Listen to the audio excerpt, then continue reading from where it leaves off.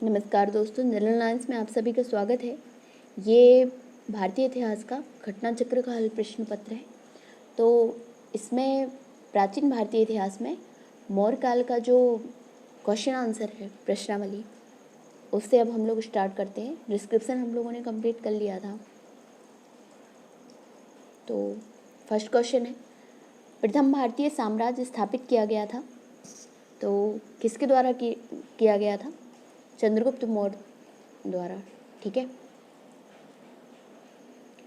चंद्रगुप्त मौर्य की गणना भारत के महान शासकों में होती है। वह भारत का प्रथम ऐतिहासिक सम्राट था। वह ऐसा पहला सम्राट था जिसने बृहत्तर भारत पर अपना शासन स्थापित किया और जिसका विस्तार ब्रिटिश साम्राज्य से बड़ा था। उसके साम्राज्य की सीमा ईरान से मिलती थी। उसने ही भारत को सर्वप्रथम राजनीतिक रूप से एकबद्ध किया। नेक्स्ट है, भारत में पहले साम्राज्य की स्थापना किस शासक के द्वारा की गई थी? तो किसके द्वारा? चंद्रगुप्त मौर्य के द्वारा की गई थी। ठीक है,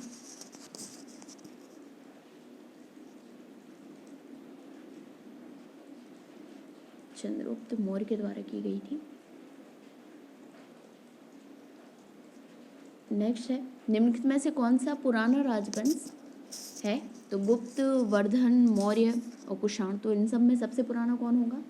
इन सब में सबसे पुराना मौर्य वंश होगा। ठीक है, तो बी हो जाएगा इसका आंसर। नेक्स्ट है, उपयुक्त दिए गए विकल्पों में मौर्य राजवंश सबसे प्राचीन है। इसका समय 321 से 184 ईसा पूर्व तक था। मौर्य राजवंश की स्थापना चंद्रगुप्त मौर्य ने की थी। इसके बाद कुषाण वंश, गुप्त राजवंश और वर्धन राजवंश ने प्राचीन भारत पर शासन किया। ठीक है, नेक्स्ट है, जिसके ग्रंथ में चंद्रगुप्त मौर्य का विशिष्ट रूप से वर्णन हुआ है वह है कौन सा है? विशाखदत्त है। तो विशाखदत्त की जो मुद्रा राक्षस है उसमें चंद्रगुप्त मौर्य का विशिष्ट वर्णन किया गया है। ठीक है, मेन उसका चंद्रगुप्त मौर्य के बारे में जो वर्णित है वो कौटिल्य के अर्थशास्त्र के अलावा इसमें ज़्यादा है। विशाखदत्त कृत मुद्रा राक्षस से चंद्रगुप्त मौर्य के विषय में विस्तृत सूचना प्राप्त होती है। इस ग्रंथ में चंद्रगुप्त को नंदराज का पुत्र माना गया है। मुद्रा राक्षस में चंद्रगुप्त को वृषल और कुलहीन भी कहा गया है। नेक्स्ट, यूनानी लेखक जस्टिन द्वारा किसे सेंड्रोकोट्स कहा गया था? तो किससे कहा गया था? चंद्रगुप्त मौर्य को कहा गया था। विलियम जोन्स पहले विद्वान थे जिन्होंने सेंड्रोकोट्स की पहचान मौर्य शासक चंद्रगुप्त मौर्य से की थी। एरियन और प्लूटार्क ने चंद्रगुप्त मौर्य को एंड्रोकोट्स के रूप में वर्णित किया था, जबकि जस्टिन ने सेंड्रोकोट्स चंद्रगुप्त मौर्य और सिकंदर महान की भेंट का उल्लेख किया है। सेंड्रोकोट्स से चंद्रगुप्त मौर्य की पहचान किसने की? तो विलियम जोन्स ने की है। ए हो जाएगा। नेक्स्ट है, निम्न में से किसने सेंड्रोकोट्स चंद्रगुप्त मौर्य तथा सिकंदर महान की भेंट का उल्लेख किया है? तो किसने किया है? इसमें जस्टिन ने किया है। ठीक है, नेक्स्ट है, कौटिल्य प्रधानमंत्री थे। तो कौटिल्य किसके प्रधानमंत्री थे? कौटिल्य चंद्रगुप्त मौर्य के प्रधानमंत्री थे। ठीक है, कौटिल्य इतिहास में विष्णुगुप्त और चाणक्य इन दो नामों से विख्यात थे। जब चंद्रगुप्त मौर्य भारत का एक छत्र सम्राट बना तो कौटिल्य प्रधानमंत्री, महामंत्री और प्रधान पुरोहित के पद पर आसीन हुए। उन्होंने राजनीति शास्त्र पर अर्थशास्त्र नामक प्रसिद्ध ग्रंथ की रचना की थी। यह भारत में राज शासन के ऊपर उपलब्ध प्राचीनतम रचना है। नेक्स्ट है, चाणक्य अपने बचपन में किस नाम से जाने जाते थे? तो किस नाम से जाने जाते थे चाणक्य? विष्णुगुप्त। ठीक है, ऋषि चाणक्य ने अपने पुत्र का नाम चाणक्य रखा था। अर्थशास्त्र के लेखक के रूप में इसी पुस्तक में उल्लिखित कौटिल्य तथा एक पद खंड में उल्लिखित विष्णुगुप्त नाम की साम्यता चाणक्य से की जाती है। पुराणों में उसे दुर्जय सर्व श्रेष्ठ ब्राह्मण कहा गया है। प्रश्न में बचपन के नाम की बात कही गई है। चाणक्य पर विशेष ध्यान करने वाले विद्वान ट्रॉन्टमैन के अनुसार चाणक्य को कौटिल्य नाम चाणक्य के गोत्र नाम हो सकते हैं। उसी प्रकार अनेक विद्वानों ने यह निष्कर्ष निर्गत किया है कि चाणक्य तथा विष्णुगुप्त में कौटिल्य अलग अलग व्यक्ति हैं। तो आयोग ने क्या माना था? विष्णुगुप्त माना था। चाणक्य का अन्य नाम क्या है? तो विष्णुगुप्त है। कौटिल्य की पुस्तक अर्थशास्त्र किस विषय पर आधारित है? तो ये राजनीति शास्त्र पर आधारित है। किसमें? शासन कला के सिद्धांत, अभ्यास, आर्थिक संबंध। तो इसका ई हो जाएगा आर्थिक संबंध भी थे, विदेश नीति, मतलब इसमें एक से ज़्यादा हो जाएगा ये होगा। कौटिल्य द्वारा मौर्य काल में रचित अर्थशास्त्र शासन के सिद्धांतों अभ्यास की पुस्तक है। इसमें राज्य के लिए मंडल सिद्धांत है जो विदेश नीति की व्याख्या करता है, ठीक है, तो विदेश नीति भी है इसमें, और शासन के सिद्धांतों अभ्यास की पुस्तक भी है। इसके अलावा इसमें सप्तांग सिद्धांत है जिसमें राजा, अमात्य, जनपद, दुर्ग, दोष, कोश, दंड और मित्र की सर्वप्रथम व्याख्या मिलती है। अर्थशास्त्र में तत्कालीन प्रशासन एवं कृषि, शिल्प एवं व्यापार व्यवस्था की भी विस्तृत जानकारी प्राप्त होती है। नेक्स्ट है कौटिल्य का अर्थशास्त्र है, तो क्या है? शासन के सिद्धांतों की पुस्तक है, डी हो जाएगा इसका आंसर, ठीक है। नेक्स्ट है निम्नलिखित में से राज्य के सप्तांग सिद्धांत के अनुसार राज्य का सातवां अंग कौन सा है? तो मित्र है सातवां अंग, ठीक है, सबसे लास्ट में मित्र था ना, राजा, अमात्य, सुहृद मतलब मित्र राज्य के सप्तांग सिद्धांत के अनुसार राज्य का सातवां अंग है। सुहृद मित्र राज्य के कान है। राजा के मित्र शांति एवं युद्धकाल दोनों में ही उसकी सहायता करते हैं। इस संबंध में कौटिल्य सहज तथा कृत्रिम मित्र में भेद करते हैं। सहज मित्र कृत्रिम मित्र से अधिक श्रेष्ठ होता है। जिस राजा के मंत्री लोभी, कामी और कायर होते हैं उसका विनाश अवश्य भावी है। कौटिल्य के अर्थशास्त्र में किस पहलू पर प्रकाश डाला गया है? तो राजनीतिक नीतियों पर प्रकाश डाला गया है, ठीक है। किस पर डाला गया है? राजनीतिक नीतियों पर। कौटिल्य के अर्थशास्त्र द्वारा चंद्रगुप्त मौर्य के शासनकाल की बहुत सी बातों का ज्ञान प्राप्त होता है। वह वस्तुतः ऐतिहासिक ग्रंथ नहीं है अपितु राजनीति शास्त्र का एक अद्वितीय ग्रंथ है। इसमें मुख्यतः राजनीतिक नीतियों पर प्रकाश डाला गया है। नेक्स्ट निम्नांकित में से किसकी तुलना मैकियावेली के प्रिंस से की जा सकती है? तो किससे की जाती है? कौटिल्य का अर्थशास्त्र जो है उसकी मैकियावेली के प्रिंस से की जाती है, ठीक है। अर्थशास्त्र राजनीति शास्त्र का एक अद्वितीय ग्रंथ है। इसकी तुलना मैकियावेली के प्रिंस से की जाती है। किसके शासनकाल में डिमेकस भारत आया था? तो बिंदुसार के काल में आया था डाइमेकस, ठीक है। स्ट्रैबो के अनुसार सीरिया के राजा एंटियोकस ने डाइमेकस नामक अपना एक राजदूत बिंदुसार की राजसभा में भेजा था। यह मेगास्थनीज के स्थान पर आया था। नेक्स्ट है बिंदुसार के शासनकाल में अशोक ने अवंती महाजनपद जीतकर मौर्य साम्राज्य में मिला लिया था। उसका उल्लेख किस ग्रंथ में मिलता है? तो इसका उल्लेख मिलता है किसमें? बुद्धघोष के समंत पासादिका में। क्या मिलता है कि बिंदुसार के शासनकाल में अशोक ने अवंती महाजनपद जीत लिया था, ठीक है। तो बुद्धघोष की समंत पासादिका में बिंदुसार के शासनकाल में अशोक ने अवंती महाजनपद जीतकर मौर्य साम्राज्य में मिला लिया था। इसका उल्लेख बुद्धघोष के समंत पासादिका नामक ग्रंथ में मिलता है। दिव्यावदान से ज्ञात होता है कि बिंदुसार के शासनकाल में अशोक अवंती का उपराजा वायसराय था या गवर्नर था। बुद्ध काल में अवंती महाजनपद भारत के 16 महाजनपदों में से एक था। यह महाजनपद मालवा क्षेत्र में अवस्थित था। इसके दो भाग थे, उत्तरी अवंती जिसकी राजधानी उज्जैनी, जबकि दक्षिणी अवंती जिसकी राजधानी महेशमती थी। नेक्स्ट है पाटलिपुत्र में स्थित चंद्रगुप्त का महल मुख्यतः बना था। तो किससे बना था? ये लकड़ी से बना था, ठीक है, लकड़ी से बना था। बिहार में पटना के समीप बुलंदीबाग एवं कुम्हरार में की गई खुदाई से मौर्यकाल के लकड़ी के विशाल भवनों के अवशेष प्रकाश में आए हैं। इन्हें प्रकाश में लाने का श्रेय पूनर महोदय को है। बुलंदीबाग से नगर के परकोटे के अवशेष और कुम्हरार से राजा प्रसाद के अवशेष प्राप्त हुए हैं। नेक्स्ट है किस प्राचीन नगर के अवशेष कुम्हरार स्थल से प्राप्त हुए हैं? तो कहाँ से हुए हैं? पाटलिपुत्र नगर के अवशेष प्राप्त हुए हैं कुम्हरार। बुलंदीबाग प्राचीन स्थान है, पाटलिपुत्र का स्थान है। बुलंदीबाग प्राचीन स्थान था, तो ये पाटलिपुत्र का ही था। निम्नलिखित में से किस मौर्य राजा ने दक्कन की विजय प्राप्त की थी? तो दक्कन की विजय किसने प्राप्त की थी? ये चंद्रगुप्त ने की थी, ठीक है। कृष्णा तक फैला हुआ था इसका, कृष्णा नदी तक। मौर्य साम्राज्य के संस्थापक चंद्रगुप्त मौर्य ने दक्षिण भारत की विजय प्राप्त की थी। इस संदर्भ में अशोक के अभिलेखों, जैन एवं तमिल साक्ष्यों से जानकारी प्राप्त होती है। दक्षिण भाग के अनेक स्थलों में अशोक के अभिलेख प्राप्त हुए हैं, किंतु अशोक ने एकमात्र कलिंग विजय की थी। अतः ऐसी स्थिति में दक्षिण में विजय का श्रेय हमें चंद्रगुप्त को ही देना पड़ेगा, क्योंकि बिंदुसार की विजय अत्यंत संदिग्ध है। एवं इतिहास में उसे एक विजेता के रूप में स्मरण नहीं किया जाता। जैन एवं तमिल साक्ष्य भी चंद्रगुप्त मौर्य की दक्षिण विजय की पुष्टि करते हैं। मालवा, गुजरात एवं महाराष्ट्र के शासक ने पहली बार जीता, तो ये चंद्रगुप्त मौर्य ने ही जीते थे। ठीक है। राजनीतिक तौर पर लगभग समस्त भारत का एकीकरण चंद्रगुप्त मौर्य नेतृत्व में संभव हुआ। प्रारंभिक विजयों के फलस्वरूप चंद्रगुप्त का साम्राज्य व्यास नदी से लेकर सिंधु नदी तक के प्रदेश पर हो गया। रुद्रदामन के अभिलेख से पश्चिमी भारत पर उसका अधिकार प्रमाणित होता है। जैन ग्रंथों के अनुसार सौराष्ट्र के साथ साथ अवंती पर भी चंद्रगुप्त मौर्य का अधिकार है।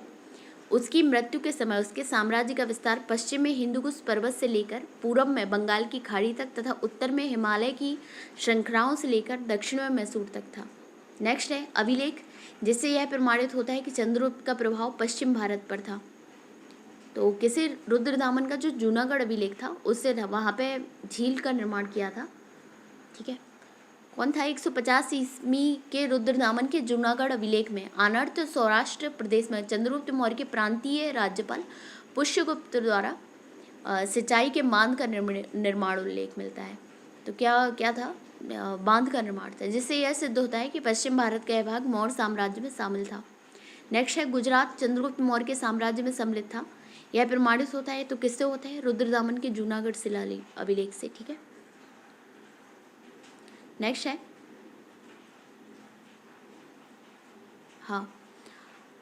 सेल्यूकस, जिसको अलेक्जेंडर द्वारा सिंध एवं अफगानिस्तान का प्रशासक नियुक्त किया गया था, किस भारतीय राजा ने हराया था? तो सेल्यूकस को किसने हराया था? तो चंद्रगुप्त ने हराया था। ये कब? 305 में हुआ था। ठीक है। मौर्य वंश के संस्थापक चंद्रगुप्त मौर्य ने सिकंदर के साम्राज्य के पूर्वी भाग के शासक सेल्यूकस की आक्रमणकारी सेना को 305 ईसा पूर्व में परास्त किया था। चंद्रगुप्त मौर्य ने सेल्यूकस को किस वर्ष में पराजित किया था? तो 305 ईसा पूर्व में। दिया गया मानचित्र संबंधित है, तो ये वही कृष्णा नदी तक का है। तो ये अशोक से है, उसके शासनकाल के अंतिम समय से। ठीक है। उक्त मानचित्र अशोक के साम्राज्य को दर्शाता है। अशोक के शिलालेखों तथा स्तंभ लेखों में अशोक के साम्राज्य की सही जानकारी प्राप्त होती है। असम और सुदूर दक्षिण को छोड़कर संपूर्ण भारतवर्ष अशोक के साम्राज्य के अंतर्गत था। किसने सहिष्णुता, उदारता, करुणा के त्रिविध आधार पर राजधर्म की स्थापना की? तो अशोक ने की थी। ठीक है। जो धम्म विजय था वो इसी पे था। किस पे? सहिष्णुता, उदारता और करुणा पे, धम्म। ठीक है। नेक्स्ट है अच्छा, अशोक ने अपनी प्रजा के विशाल समूह को ध्यान में रखकर ही एक व्यावहारिक धम्म का प्रतिपादन किया, जिसका पालन आसानी से सब कर सके। अशोक का धम्म सदाचार का धर्म था। ये एक ऐसे नैतिक नियम थे जिनका संप्रदाय विशेष से कोई संबंध नहीं था और जो मानवता के कल्याण के लिए घोषित किए गए थे। सहिष्णुता, उदारता एवं करुणा इसके त्रिविध आयाम थे। निम्न में से कौन सा क्षेत्र अशोक के साम्राज्य में सम्मिलित नहीं था? तो श्रीलंका नहीं था अशोक के साम्राज्य में सम्मिलित। ठीक है। बाकी अफगानिस्तान, बिहार, कलिंग ये तीनों थे। श्रीलंका अशोक के साम्राज्य में स्थित नहीं था। अशोक के द्वितीय शिलालेख से स्पष्ट होता है कि भारत में अशोक का अधिकार चोल, पांड्य, सत्यपुत्र, केरलपुत्र, ताम्रपर्णी को छोड़कर श्रीलंका को छोड़कर सर्वत्र था, क्योंकि इन राज्यों को प्रत्यंत या सीमावर्ती राज्य कहा गया है। अशोक के निम्नलिखित अभिलेखों में से किसमें दक्षिण भारतीय राज्यों का उल्लेख हुआ है? तो द्वितीय में हुआ है। अशोक के अभिलेखों को 3 वर्गों में विभाजित किया जाता है: शिलालेख, स्तंभलेख और गुहालेख। अशोक के द्वितीय बृहद शिलालेख में चोल, पांड्य, सत्यपुत्र, केरलपुत्र आदि दक्षिण भारतीय राज्यों का उल्लेख मिलता है। भारत का प्रथम अस्पताल एवं औषधि बाग निर्माण करवाया था, तो किसने करवाया था? अशोक ने करवाया था। सम्राट अशोक युद्ध के लिए इतना प्रसिद्ध नहीं हुआ जितना एक धम्म विजेता एवं लोकोपकारी कार्यों से प्रसिद्ध हुआ। वह न केवल मानव वरन संपूर्ण प्राणी जगत के प्रति उदारता का दृष्टिकोण रखता था। इसी कारण उसने पशु पक्षियों के वध पर प्रतिबंध लगा दिया था। अशोक ने लोकहित के लिए छायादार वृक्ष, धर्मशालाएं बनवाई और कुएं भी खुदवाए। अशोक ने ही अपने शासनकाल में मनुष्यों व पशुओं के लिए उपयोगी औषधियों हेतु प्रथम अस्पताल एवं औषधि बागों का निर्माण करवाया। नेक्स्ट, अशोक ने बौद्ध होते हुए भी हिंदू धर्म से आस्था नहीं छोड़ी। इसका प्रमाण क्या है? इसका देव नाम प्रिय की उपाधि है। ठीक है। अशोक 272 ईसा पूर्व के लगभग मगध के राज सिंहासन पर बैठा तथा 269 ईसा पूर्व के लगभग उसका राज्याभिषेक हुआ। उसके अभिलेखों में सर्वत्र उसे देवानाम प्रियदर्शी कहा गया है, जिसका अर्थ होता है देवताओं का प्रिय या देखने में सुंदर। इससे उसकी हिंदू धर्म में आस्था के संकेत मिलते हैं। नेक्स्ट, निम्नलिखित में से किस स्रोत में अशोक के राज्यकाल में तृतीय बौद्ध समिति होने का उल्लेख मिलता है? तो ये किस किस में मिलता है? ये दीपवंश में भी मिलता है और महावंश में मिलता है। ठीक है, इन दो ग्रंथों में मिलता है, दीपवंश और महावंश, इन दोनों में मिलता है। सिंघली अनुश्रुतियों दीपवंश और महावंश के अनुसार अशोक के राज्य काल में पाटलिपुत्र में बौद्ध धर्म की तृतीय संगति हुई। इसकी अध्यक्षता मोगलीपुत्र तिस्स नामक प्रसिद्ध बौद्ध भिक्षु ने की थी। अशोक के शासनकाल में बौद्ध सभा किस नगर में आयोजित की गई थी? तो पाटलिपुत्र में की गई थी। निम्नलिखित मौर्य शासक बौद्ध धर्म के अनुयायी थे। तो कौन कौन बौद्ध धर्म के? चंद्रगुप्त तो जैन का था, अशोक बौद्ध धर्म के थे, और दशरथ जो थे वो भी बौद्ध धर्म का था, बाकी बिंदुसार नहीं था। तो क्या हो जाएगा? 2 और 4 हो जाएगा। ठीक है। और नेक्स्ट देखते हैं। अच्छा, मौर्य शासकों अशोक और उसका पुत्र दशरथ बौद्ध धर्म के अनुयायी थे। दशरथ भी अशोक की तरह देव नाम प्रिय की उपाधि धारण करता था। ठीक है। रज्जुक थे। रज्जुक कौन थे? रज्जुक चोल राज्य में व्यापारी, मौर्य शासक में अधिकारी थे। ठीक है, मौर्य शासन में क्या थे? अधिकारी थे। क्या था रज्जुक का? अशोक के अभिलेखों में रज्जुक नामक अधिकारी का उल्लेख मिलता है। अपने 4वें स्तंभ लेख में अशोक रज्जुकों में पूर्ण विश्वास प्रकट करते हुए कहता है, जिस प्रकार माता पिता योग्य धाती के हाथों में बच्चों को सौंपकर अस्वस्थ हो जाते हैं, उसी प्रकार मैंने ग्रामीण जनता की सुख के लिए रज्जुकों की नियुक्ति की। रज्जुकों की स्थिति आधुनिक जिलाधिकारी जैसी थी, जिसे राजस्व और न्याय दोनों क्षेत्रों में अधिकार प्राप्त थे। सार्थभाई किसे कहते थे? तो व्यापारियों के काफिलों को क्या बोलते थे? सार्थभाई बोलते थे। ठीक है, व्यापारियों के काफिले को बोलते थे सार्थभाई की संज्ञा दी जाती थी। और ये कहाँ से प्राप्त होता है? कौटिल्य के अर्थशास्त्र से प्राप्त होता है। निम्नलिखित में से कौन सा अधिकारी मौर्य प्रशासन का भाग नहीं था? अग्रहारिक, युक्त, रज्जुक, प्रादेशिक। तो अग्रहारिक नहीं था। अग्रहारिक ब्राह्मणों को दी गई भूमि होती थी शायद, अग्रहार। अशोक के लेखों में उसके प्रशासन के कुछ महत्वपूर्ण पदाधिकारियों के नाम मिलते हैं। अशोक के तृतीय अभिलेख में 3 पदाधिकारियों के नाम मिलते हैं। युक्त, ये जिले के अधिकारी होते हैं जो राजस्व वसूल करते थे। राजुक, ये पहले केवल राजस्व विभाग का ही कार्य करते थे, किंतु बाद में उन्हें न्याय का अधिकार भी प्रदान किया गया था। प्रादेशिक, यह मंडल का प्रधान अधिकारी होता था। वह वर्तमान संभागीय आयुक्त था। इसे न्याय का भी कार्य करना पड़ता था। ठीक है, जनरल कमिश्नर टाइप ना, प्रादेशिक का। नेक्स्ट है, सारनाथ स्तंभ का निर्माण किया था। तो किसने किया था? अशोक ने किया था सारनाथ स्तंभ का निर्माण। और इस स्तंभ में शीर्ष पर सिंह की आकृति बनी है, जो शक्ति का प्रतीक है। इस प्रतिकृति को भारत सरकार ने अपने प्रतीक चिन्ह के रूप में लिया है। यह स्तंभ मौर्यकालीन वास्तुकला का सबसे अच्छा उदाहरण है। मौर्यकालीन सभी स्तंभ चुनार के बलुआ पत्थरों से निर्मित हैं। नेक्स्ट, निम्नलिखित में से किसे सर्वश्रेष्ठ स्तूप मानते हैं? तो किसको मानते हैं? सांची के स्तूप को मानते हैं। और किसने बनवाया था? अशोक ने ही बनवाया था। ठीक है, स्थापत्य कला में दृष्टिकोण से सांची के स्तूप को सर्वश्रेष्ठ माना गया है। सांची मध्य प्रदेश के रायसेन जिले में स्थित है। इसका निर्माण अशोक ने करवाया था। इस स्तूप का आरंभिक काल 3वीं शताब्दी ईसा पूर्व था, अतः सी सही है। जबकि भरूच का स्तूप मध्य प्रदेश में सतना जिले में है। सांची और भरूच के स्तूपों की खोज अलेक्जेंडर कनिंगम ने की थी। अमरावती का स्तूप आंध्र प्रदेश के गुंटूर जिले में कृष्णा नदी के दाहिने तट पर है। कर्नल कॉलिन मैकेंजी ने 1797 से इस स्तूप का पता लगाया था। सारनाथ का धमेक स्तूप गुप्तकालीन है, जो बिना आधार के समतल भूमि पर बनाया गया है। ठीक है, जो अमरावती का स्तूप है, कहते हैं कि बहुत सुंदर स्तूप था, लेकिन इसके दरवाजे जो मेन वो थे, दरवाजे जो थे इसके स्तूप के, जो चार दीवारी बनाई जाती थी, उसके जो दरवाजे थे वो सब निकाल के ये लोग अंग्रेज अपने साथ ले गए थे। सांची का स्तूप किस शासक ने बनवाया था? तो अशोक ने बनवाया था। सांची का स्तूप किसने बनवाया था? अशोक ने बनवाया था। डी हो जाएगा। विश्व प्रसिद्ध पर्यटन स्थल सांची का प्राचीन नाम यह भी था, तो क्या था? सांची का प्राचीन नाम था काकड़ाम। ठीक है, क्या था? काकड़ाम। विश्व प्रसिद्ध पर्यटन स्थल सांची मध्य प्रदेश के राजस्थान जिला में विदिशा के समीप स्थित है। यहाँ पर पर्वत के ऊपर कई स्तूपों का निर्माण किया गया है। इस कारण से महावंश में चैतीय स्तूपों का दूसरा नाम गिरि भी कहा गया है। 4वीं सदी के गुप्त लेख में इसका नाम काकड़ाम काकड़नाड महाविहार मिलता है। यहाँ पर कुल 3 स्तूप हैं। स्तूप संख्या 1 प्रधान स्तूप है। स्तूप संख्या 2 में अशोक के धम्म महामात्रों के अवशेष तथा स्तूप संख्या 3 में सारीपुत्र तथा मोदगलायन के भस्म पात्र उपलब्ध हुए हैं। इन स्तूपों का निर्माण अशोक के द्वारा कराया गया था, जिसे शुंग काल में से अर्धवृत्ताकार स्मारक को प्रस्तर से आच्छादित किया गया। सूची 1 और सूची 2 में सुमिलित करना है। स्थान और स्मारक दिया गया है। कौशाम्बी, कुशीनगर, सारनाथ, श्रावस्ती। तो श्रावस्ती, घोषित राम तो श्रावस्ती हो जाएगा। ठीक है, और धमेख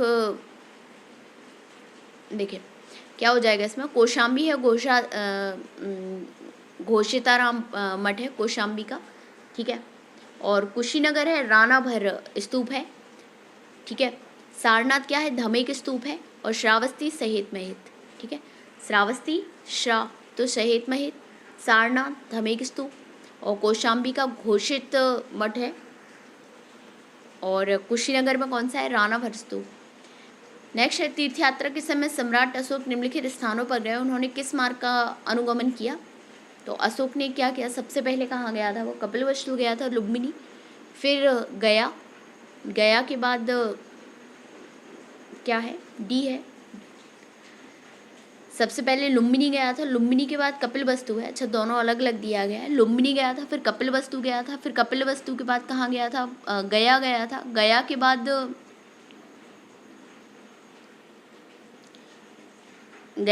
कहाँ गया था? सारनाथ गया था। फिर उसके बाद सबसे लास्ट में श्रावस्ती, और उसके पहले कुशीनगर। ठीक है, तो डी हो जाएगा इसका आंसर। अभिलेखीय साक्ष्यों के आधार पर बौद्ध धर्म ग्रहण करने के उपरांत अशोक ने आखेट तथा बिहार यात्राएं रोक दी थी। उनके स्थान पर धर्म यात्राएं प्रारंभ की और महात्मा बुद्ध के चरण चिन्हों में से पवित्र हुए स्थानों में राज्याभिषेक के 10वें वर्ष बाद 8वां शिलालेख, 10 वर्ष बाद संबोधि या बोध गया तथा 20 वर्ष बाद रम्मनदेई अभिलेख रम्मदेई गया। ठीक है, तथा उसकी पूजा की। इतिहासकार विंसेंट आर्थर स्मिथ ने अपनी पुस्तक इंडियन लीजेंड ऑफ अशोक में साहित्यिक साक्ष्यों के आधार पर उपगुप्त के साथ अशोक की धम्म यात्राओं का क्रम इस प्रकार दिया है। सबसे पहले लुम्बिनी, फिर कपिलवस्तु, फिर बोध गया, फिर सारनाथ, फिर कुशीनगर और लास्ट में श्रावस्ती। ठीक है, 20 वर्ष बाद रम्मनदेई गया था, वहाँ पे उसने कर माफ़ी भी की थी। ठीक है, अशोक के शिलालेख में प्रयुक्त भाषा है, तो कौन सी भाषा है? प्राकृत भाषा है। ठीक है, अशोक का इतिहास हमें मुख्यतः उसके अभिलेखों से ज्ञात होता है। कौन कौन है? 3 वर्गों में विभाजित है, शिलालेख, स्तंभलेख, गुहालेख। शिलालेख जो है वो 14 विभिन्न लेखों का एक समूह है जो 8 भिन्न भिन्न स्थानों से प्राप्त हुए हैं। कौन कौन से 8 हैं? सहवाजगढ़ी, मानसेहरा, कालसी, गिरनार, धौली, जौगढ़, एरागुडी और सोपारा। ठीक है, अशोक के अधिकांश अभिलेख प्राकृतिक भाषा और ब्राह्मी लिपि में लिखे गए हैं। केवल 2 अभिलेख सहवाजगढ़ी और मानसेहरा की लिपि ब्राह्मी ना होकर खरोष्ठी है। तक्षशिला में अरमाइक लिपि में लिखा गया एक भग्न अभिलेख सरेकोना नामक स्थान से यूनानी तथा अरमाइक लिपियों में लिखा गया द्विभाषीय यूनानी एवं सीरियाई भाषा अभिलेख और लंगमान नामक स्थान से अरमाइक लिपि में लिखा गया अशोक का अभिलेख प्राप्त होता है। नेक्स्ट निम्नांकित में से कौन सा अशोक कालीन अभिलेख खरोष्ठी लिपि में है? तो सहवाजगढ़ी का अभिलेख जो है वो खरोष्ठी लिपि में है। ठीक है,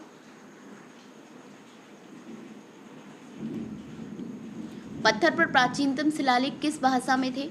तो प्राकृतिक भाषा में थे। ब्राह्मी लिपि का प्रथम उद्वाचन किस पर उत्कीर्ण अक्षरों में किया गया? तो पत्थर की पट्टियों पर किया गया है। ठीक है, ब्राह्मी लिपि का प्रथम उद्वाचन। ठीक है। ब्राह्मी लिपि का प्रथम उद्वाचन पत्थर की पट्टियों पर उत्कीर्ण अक्षरों में किया गया था। इस कार्य को संपादित करने वाला प्रथम विद्वान सर जेम्स प्रिंसेप था, जिन्होंने अशोक के अभिलेखों को पढ़ने का श्रेय हासिल किया। अशोक के शिलालेखों को सर्वप्रथम किसने पढ़ा था? जेम्स प्रिंसेप ने पढ़ा था। 50 का सी हो जाएगा। अशोक के अभिलेखों को सर्वप्रथम पढ़ा था तो किसने? जेम्स प्रिंसेप ने। ए। ब्राह्मी लिपि को सर्वप्रथम किसने पढ़ा? तो ब्राह्मी लिपि को भी जेम्स प्रिंसेप ने पढ़ा। वही अभिलेख जो लिखे थे वो ब्राह्मी में थे। अशोक के शिलालेखों को पढ़ने वाला प्रथम अंग्रेज कौन था? तो जेम्स प्रिंसेप थे। डी हो जाएगा आंसर। सम्राट अशोक के राजादेशों का सबसे पहला विकूटन डिसाइफर किसने किया था? तो जेम्स प्रिंसेप। मौर्य साम्राज्य के पेशावर के निकट उत्तर पश्चिम भाग में अशोक के शिलालेख थे। तो उत्तर पश्चिम भाग में किस में थे? खरोष्टी लिपि में थे। कौन सा? मानसेरा और सरवाजगढ़ी का। ठीक है। मौर्य साम्राज्य के पेशावर के निकट उत्तर पश्चिम भाग में खरोष्टी लिपि में अशोक के अभिलेख प्राप्त हुए हैं। अशोक के अधिकांश अभिलेख प्राकृतिक भाषा एवं ब्राह्मी लिपि में लिखे गए हैं। केवल 2 अभिलेख सहवाजगढ़ी और मानसेहरा की लिपि ब्राह्मी ना होकर क्या है? खरोष्टी है। वह स्थान जहाँ प्राक अशोक ब्राह्मी लिपि का पता चला है तो कहाँ से? अनुराधापुर से पता चला है। ठीक है। प्राक अशोक ब्राह्मी 4वीं शताब्दी ईसा पूर्व लिपि का पता श्रीलंका स्थित अनुराधापुर से चला। कुछ और स्थानों के अभिलेखों से इस प्रकार की लिपि का साक्ष्य मिला है, जिसके नाम इस प्रकार हैं: पिपरहवा, गौरा और महास्थान। प्राचीन भारत निम्नलिखित में से कौन सी एक लिपि दाईं ओर से बाईं ओर लिखी जाती थी? तो एक खरोष्टी लिपि थी जो दाईं से बाईं लिखी जाती थी। ठीक है।